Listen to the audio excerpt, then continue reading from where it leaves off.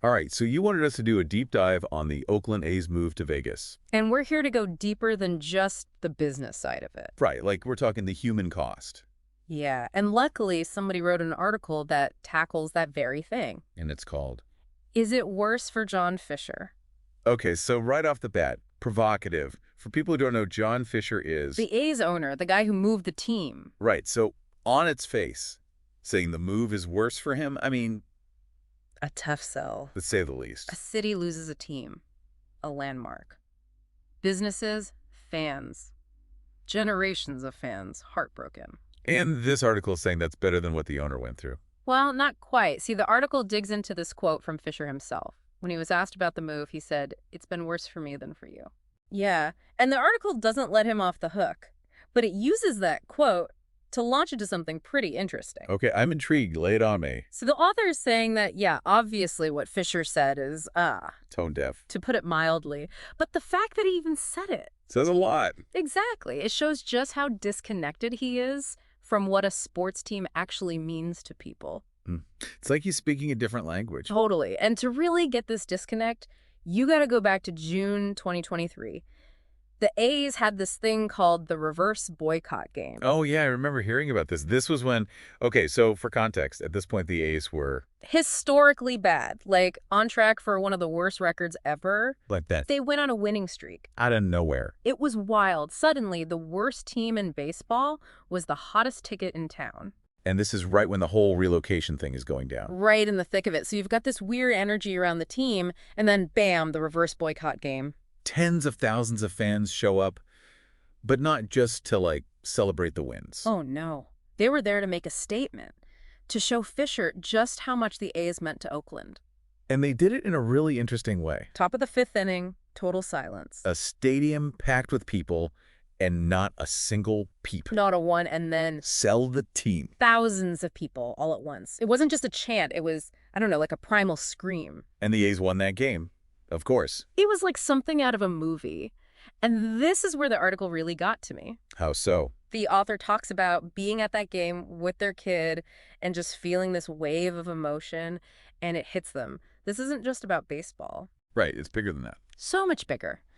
It's about community, belonging, family, things that last for generations, things that Fisher, Just didn't get. he didn't. He saw a business deal.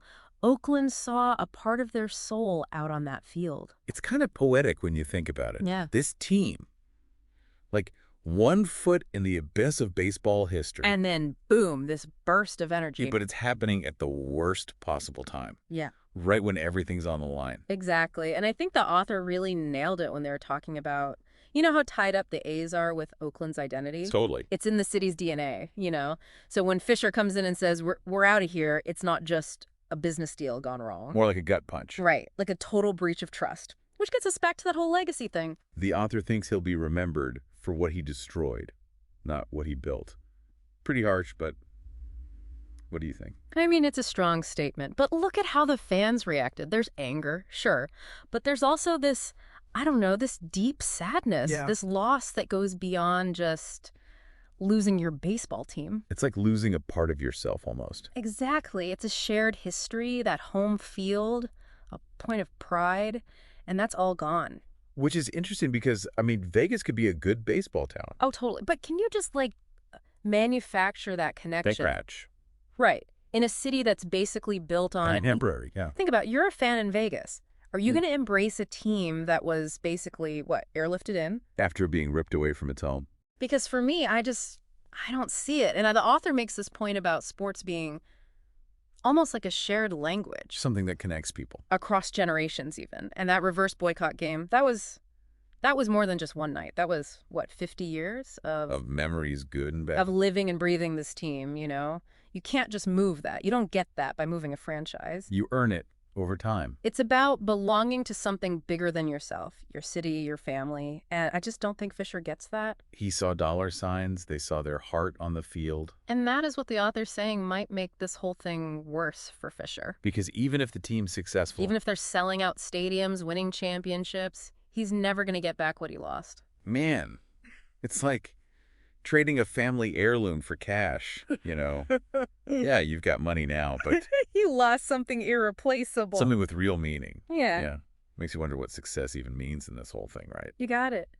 Is it just about how many people show up? How much merch they sell? Or is there something more to it? Like Yeah. what the A's had in Oakland. That's the million-dollar question. You can't just force that. It's like this constant tug of war between like the business side of sports. And the heart of it. Right. The fans, the history, all that. Yeah. You can't put a price tag on it. And that's what I thought was so interesting about how the author ended this article. What'd they say? They ask, can you really have success, real success, like when you build it on something purely transactional? Especially when you've got this whole community that you're... Yeah, that you're leaving in the dust. It's like, I don't know. It makes you think bigger than just this one team, you know? Totally. What are our priorities? If we're saying profit over people, I mean. Where does it stop? Yeah. Exactly. Well, folks, there you have it, another deep dive in the books. But seriously, think about that question, all right? Can you really have one without the other? The wins, the fans, the history. It's something to chew on. Until next time.